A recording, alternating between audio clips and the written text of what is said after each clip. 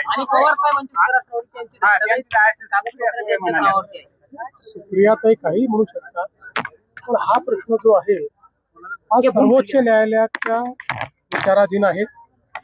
आता सर्वोच्च न्यायालय या संदर्भात निर्णय देणार आहे, पण त्यापूर्वी लोक न्यायालयाने हा निर्णय 2024च्या विधानसभा निवडणुकीत दिलेला आहे. आणि लोक न्यायालयाने शिवसेना ही सन्माननीय एकनाथराव शिंदेजींची आणि राष्ट्रवादी ही अजितदादा पवारांची आहे, यावर शिक्कामोर्तब केलेलं आहे.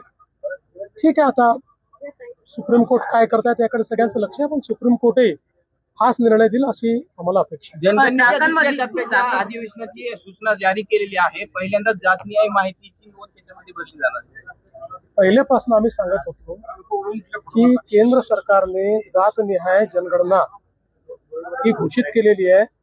त्याचे टप्पे असतात, त्यानुसार ते होईल आणि आता त्या संदर्भातली कारवाई सुरू होते. याचा मला आनंद आहे.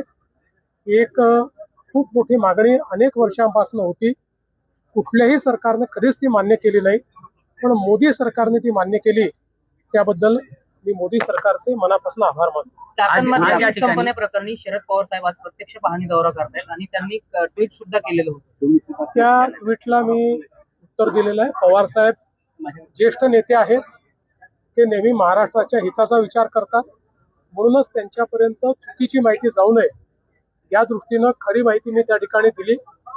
सर्वात जास्त कंपन्या महाराष्ट्रात सुरू झालेल्या आहेत, सर्वात जास्त फंक्शनल कंपन्या महाराष्ट्रात आहेत. ज्या नॉन फंक्शनल कंपन्या आहेत, ज्या कधी सुरूच होऊ शकलेल्या नाहीत, त्याचा आकडा देऊन काही लोक फसवेगिरी करतायत. मात्र आता माझ्या ट्विट नंतर सगळ्या गोष्टी समोर आल्यात आणि चाकणचा जो विषय आहे तो निश्चितपणे गंभीर आहे, तो आम्ही गांभीर्याने घेतलेला आहे.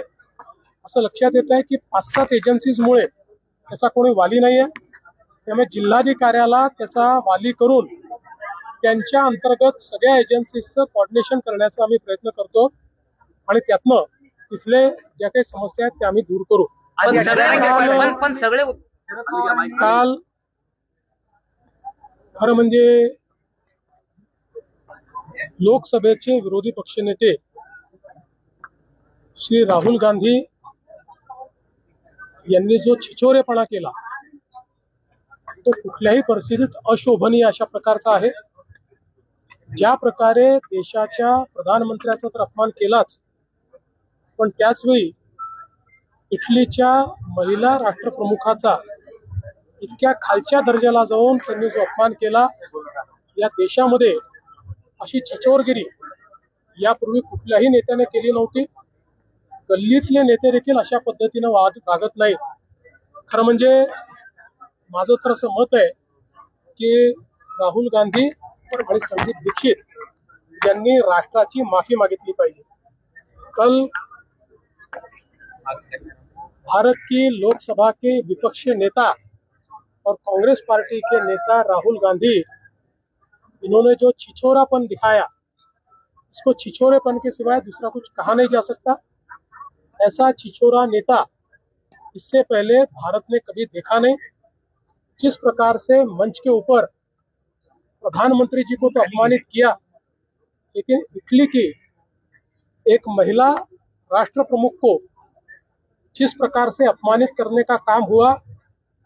भारत में महिलाओं का सम्मान करने वाले हम लोग हैं और इतने बड़े नेता इस प्रकार से जब बात करते हैं, गली का नेता भी ऐसा छिछोरापन नहीं करता.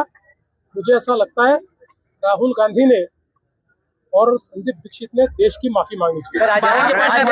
बावनकुळे साहेब